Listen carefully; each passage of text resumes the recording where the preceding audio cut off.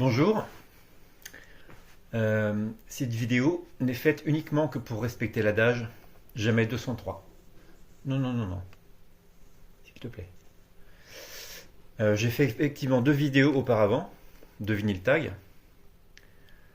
et je pensais m'arrêter là. Et puis Joseph Isola a toujours des bonnes idées, et il a toujours matière à les réaliser. Donc là, en l'occurrence, il a fait une espèce de, pas de top, mais il a sélectionné 10. Alors lui, je crois qu'il en a pris 12 albums qu'il avait sélectionnés, enfin qu'il avait trouvé en vide-grenier, en chineur. Donc voilà, je me suis dit que j'allais partir là-dessus, c'est pas mal aussi. Donc, alors là c'est sur 2024.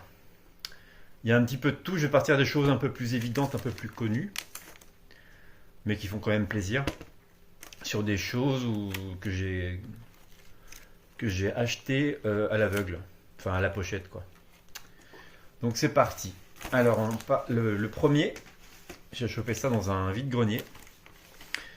Donc les deux premiers en fait, c'est des choses très connues, mais en même temps qu'on ne trouve pas forcément en vide-grenier. Voilà, c'est un maxi de IAM, Le Feu. Dessus il y a aussi Rest Underground. Donc c'est de leur album, leur deuxième album, sorti en 93, Ombre et Lumière. Et voilà, c'est un maxi c'est un des singles de l'album qui est sorti donc l'année plus tard en 94. Donc c'est de 1994. C'est pour ça que je dis que c'est assez rare. Les vinyles pressés dans les années 90 déjà c'est pas facile à trouver, mais des vinyles de hip-hop encore moins. Et dans un vide-grenier, c'est assez rare. Donc voilà, j'étais assez content quand j'ai trouvé ça. En fait, c'était un DJ qui vendait ça, ancien DJ. On a discuté un petit peu. Et voilà, assez content de ça. Pour, je crois, 5 euros quand même. Mais bon, 5 euros, ça va encore, hein. Donc, Ayam, Ombre et Lumière. Non, pardon, ça c'est l'album dont c'est tiré Le Feu. Toujours sur le même stand. Le même stand de ce monsieur-là, ancien DJ. Et ben, les concurrents de l'époque, NTM, La Fièvre, de l'album Paris sous les bombes de 95. Voilà. Pareil, maxi sorti en 95 ou 16. Donc voilà, hip-hop de l'époque. Alors vous remarquerez qu'il n'y a pas la pochette. Ça fait un peu chier. Mais bon, je l'ai pris quand même. Au même prix, 5 euros. Bon, voilà, je les ai pris. J'ai pas plus réfléchi que ça, je vous avoue. Et j'ai pas regretté parce que les deux sonnent super bien. Beaucoup de bases, j'ai été bien agréablement surpris. Et voilà, alors c'est pas les deux. Le IAM le IAM comme le NTM, c'est pas les titres les plus hip-hop conscients qu'ils aient fait, hein. C'est plutôt des choses pour danser. Mais, mais voilà, je suis assez content de les avoir trouvés. Ensuite, cette fois-ci dans un dépôt-vente. Dépôt-vente. Dans lequel je vais assez souvent. Donc ils ont un endroit où ils entassent, parce qu'il n'y a pas d'autre mot, c'est vraiment entasser sur des étagères posées un peu en vrac, et puis tout le monde va fouiller, donc ça devient de plus en plus bordélique. Et donc il doit y avoir de façon continue, enfin je sais pas, 2000 peut-être vinyles qui sont toujours là-bas, sur place, donc il faut aller fouiller assez régulièrement. Et donc là je l'ai fait, j'ai trouvé quelques petites choses intéressantes ce jour-là. Et le tout dernier sur lequel je suis tombé, je l'ai présenté dans le vinyle tag, celui-ci déjà. C'est celui-ci. Colosseum Valentine Suite. Donc un album de 1969, pressage de 1969 chez Vertigo. J'étais super content de trouver ça. Donc c'est du rock psyché prog, rock prog psyché. avec des petites touches jazz. Voilà, c'est super agréable, c'est super cool, vachement bien fait. La voix du chanteur est vachement bien, vachement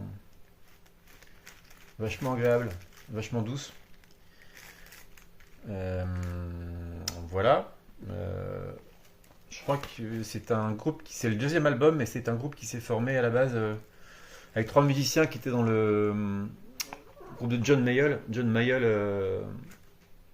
Blues Breakers. Et donc ils ont fondé Colosseum. Et donc ça c'est leur deuxième. Voilà, c'est super bien foutu. Dessus il y a bon, basse, batterie, guitare évidemment, il y a de l'orgamon, de l'orgue, de la flûte, des cuivres. C'est super complet, c'est super bien. Toute la deuxième face, donc c'est c'est le titre Valentine's Suite qui est décliné comme ça en trois parties. Voilà, super bien, super bon. Alors je l'ai payé celui-ci 15 balles. Euh, c'est malheureusement, c'est les prix, j'ai regardé. Il n'est pas en état irréprochable, mais bon.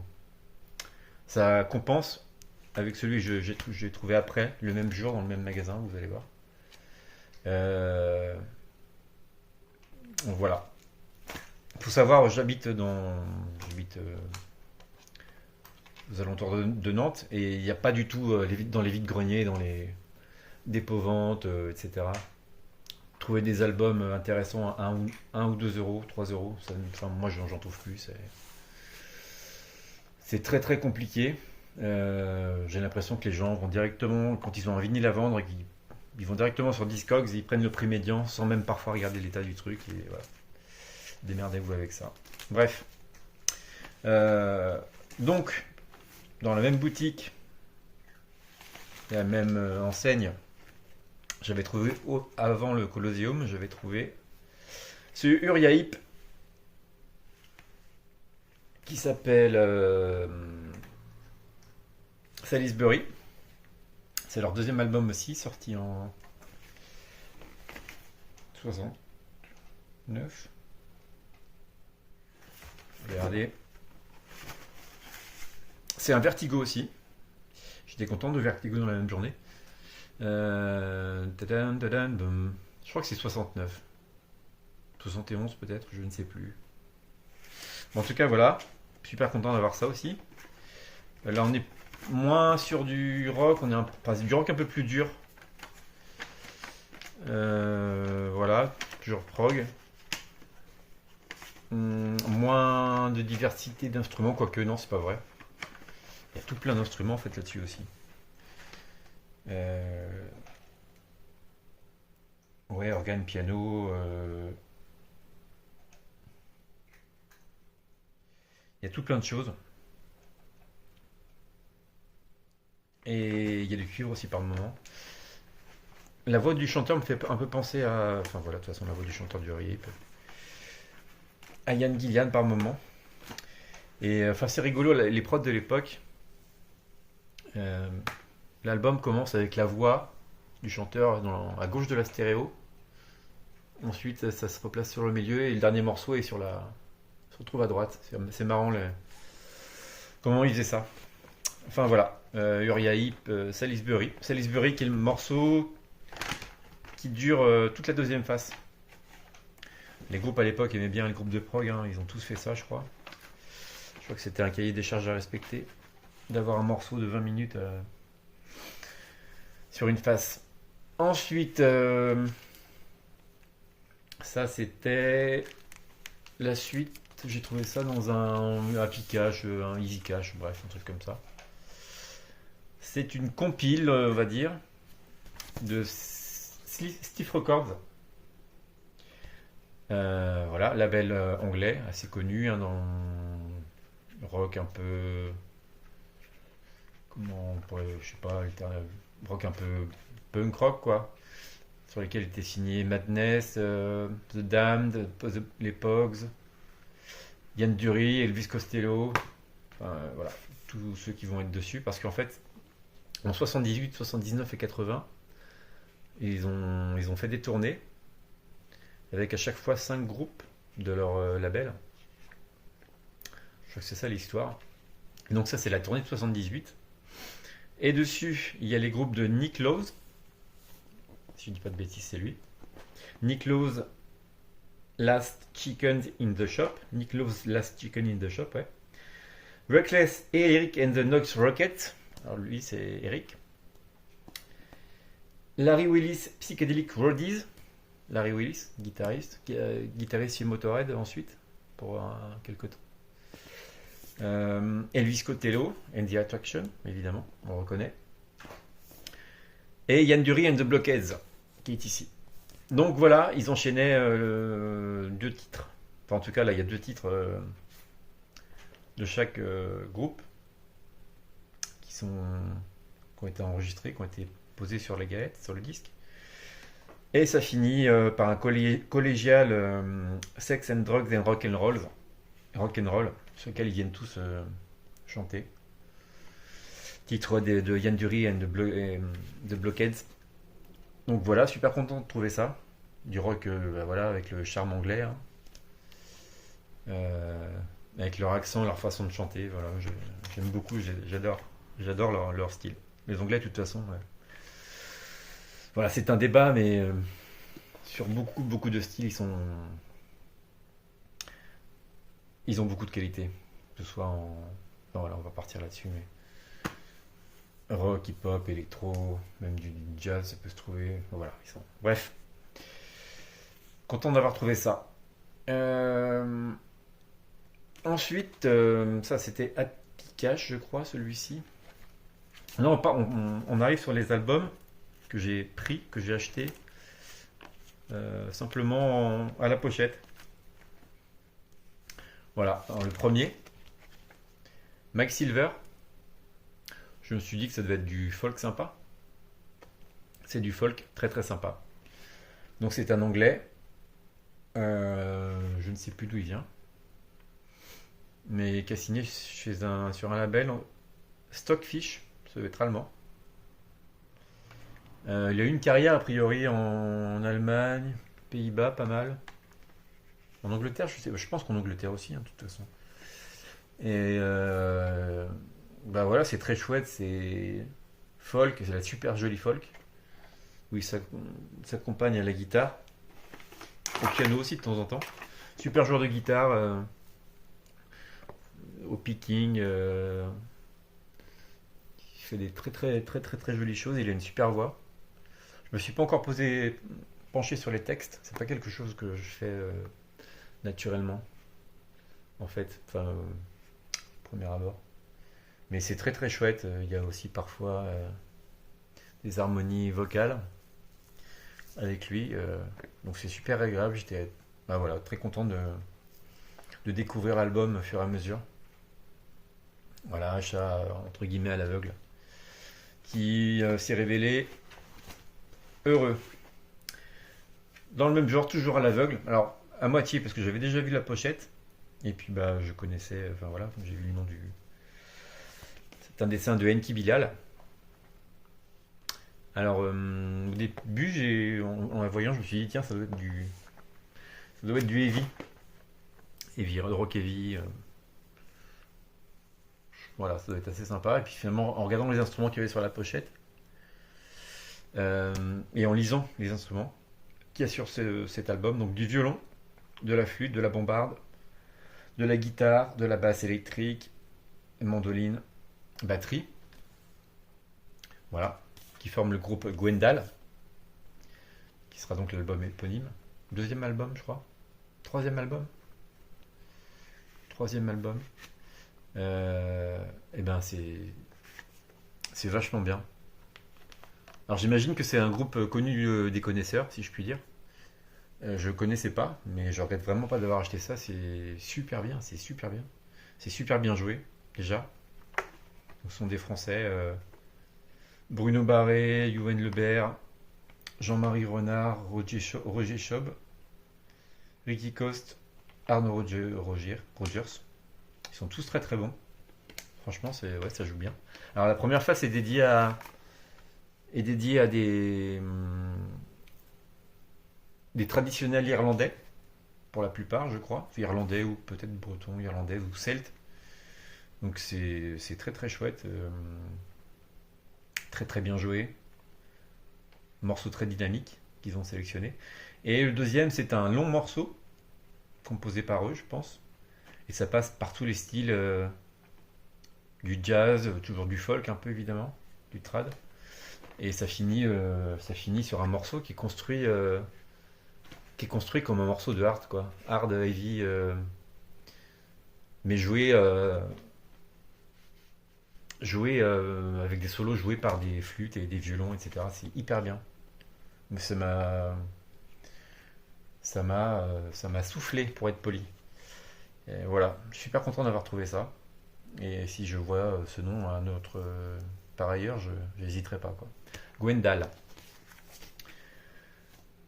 Ensuite, alors ça c'est dans ma ressourcerie, enfin ma ressourcerie, dans la ressourcerie où je vais habituellement. Euh, Sam Most. Là, je me suis dit que ça devait être sans doute du jazz. Alors, faut savoir, dans cette ressourcerie, ils appliquent les mêmes politiques dont je vous ai parlé auparavant. C'est-à-dire qu'ils voilà, voient un disque. Tiens. Non, non, non, non. Euh, ils commencent déjà par regarder sur Discogs combien ça vaut. Non, ils ne se soucient pas de l'état de la pochette. Ils prennent directement le prix médian et voilà. Là, en l'occurrence, la pochette n'était pas trop abîmée, en bon état. Et puis, le label, puisque j'ai quand même regardé à l'intérieur, Xanadu. Et c'était un truc, enfin, je l'avais déjà lu quelque part, j'en avais déjà entendu parler. Donc, quand j'ai vu les artistes qu'il y avait dessus, Dexter Gordon, Bud Powell, Dizzy Gillespie, Pepper, Earl Coleman, etc., etc. Je me suis dit que ça ne pouvait pas être mauvais. Voilà, et puis j'ai pas d'album de flûtiste en fait. Donc j'ai pris, et pareil, j'ai pas regretté du tout. C'est du jazz assez traditionnel, hein, c'est un quatuor. Le chat est fou. Un quatuor, flûte, clarinette, donc de Sam Most, piano, basse, enfin contrebasse et batterie. Et ouais, donc c'est plutôt traditionnel comme jazz, hein. On a du pop, il y a un peu de blues, des choses qui partent un peu des choses un peu plus latino, limite samba. Donc c'est très léger, c'est très bien joué, c'est très agréable à écouter. Voilà, je suis hyper content d'avoir ça. C'est, ça passe tout seul. Donc Sam Most, Flute Flight. Donc les musiciens Lou Levy, je vous l'ai dit si ça vous intéresse. Lou Levy piano, Monty Budwig basse, Donald Bailey drums. Voilà. Ensuite, ça c'était. Ah, je donne pas les prix. Je me viens de me rendre compte de ça, mais c'est pas grave. Ouais, en gros, on va dire qu'à part le Colosseum, c'est du 5 euros en gros pour tout ça, pour chacun d'entre eux. Ensuite, toujours en faisant confiance à la pochette. Belt and Fire, Different Breed. Donc album de 86, anglais. Je me suis dit aussi que c'était du heavy, épique, va en guerre, avec le cavalier sur son cheval. Alors la musique, pas exactement. On est plutôt entre. Alors le premier morceau, ça m'a fait penser à un groupe de rockabilly que j'aime beaucoup qui s'appelle Matsin. Et effectivement, en allant voir, avant de s'appeler Belt and Fire, ils avaient un autre nom dont je me souviens plus, mais ils faisaient du rockabilly. Et donc ils ont gardé cette formation-là, guitare, contrebasse, batterie. Et donc voilà, les sonorités m'ont fait penser à du rockabilly. Il y a des restes, hein, clairement, mais ça file ça tend vers la new wave un peu. Donc c'est vachement bien. Première écoute un peu sceptique et puis les suivantes m'ont fait adhérer. Et donc pour le côté épique, voilà, il y a des titres comme Excalibur, King Arthur, Different Breed, Run, enfin voilà, c'est pareil, je me suis pas penché sur les paroles, mais ça parle de tout cet univers-là, quoi. Euh, c'est leur unique album. Il est sorti en 86 et apparemment ils sont pas trop mal classés, mais malgré tout, bah voilà, ils sont fait lourder par leur maison de disques. Leur maison de disques, je ne sais plus, je ne sais pas laquelle, comment elle s'appelait, mais bon, bref.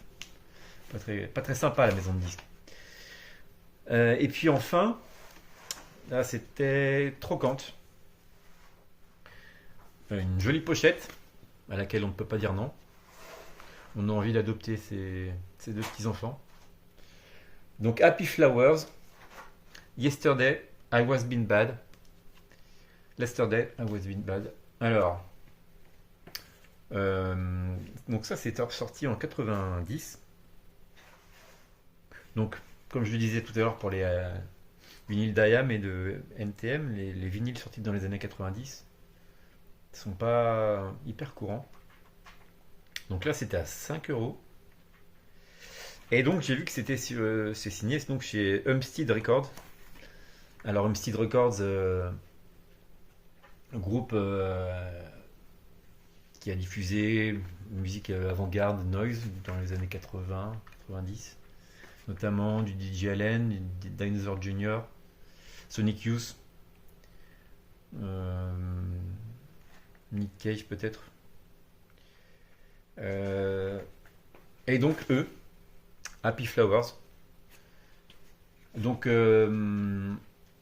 première écoute, premier morceau, il n'y a pas de doute, vraiment du punk noise, très très bon. J'étais hyper content d'entendre ça. Et puis la suite, il y a des, voilà, on part sur des morceaux. Il y a des morceaux qui sont, enfin un ou deux un peu plus euh, hard rock, d'autres un peu plus grunge, d'autres morceaux un peu plus instrumentaux, juste à la guitare, mais très, voilà, tout ça c'est fait. On sent que c'est fait avec le cœur et avec les tripes surtout. Enfin voilà, euh, c'est pas un truc qui est fait pour être vendu au plus grand nombre. Donc c'est vraiment fait avec le cœur. Et donc je suis allé m'enseigner. C'est le quatrième album de ce groupe-là. Et effectivement, les autres ne sont pas aussi variés musicalement. Les autres sont vraiment purement noise. Euh, voilà, je les ai écoutés un petit peu sur YouTube. C'est vraiment purement noise. En fait, il y a un concept derrière tout ça. En fait, ils sont deux. On a un des deux qui s'appelle Mr. Horribly Charred Infant. Donc, qui se traduirait par monsieur, l'enfant horriblement cramé, on va dire. Et son comparse, c'est Mr. Anus. Je ne traduis pas Mr. Anus. Voilà, pour la présentation. Et leur concept, en fait, c'est des chansons un peu rigolotes débiles. J'ai pas eu accès aux paroles, parce qu'il n'y avait pas la sous-pochette, malheureusement. Donc un peu rigolotes débiles, qui mettent dans la bouche d'enfants, justement. Euh, avec une grammaire, un vocabulaire d'enfant. Donc ça pique un peu la curiosité. En tout cas, c'est très conceptuel. Ils ont une belle ligne éditoriale. Voilà, très content de trouver ça dans un bac comme ça de Trocante. Punk Noise. Sorti en 80, ouais, j'ai dit quoi, 90.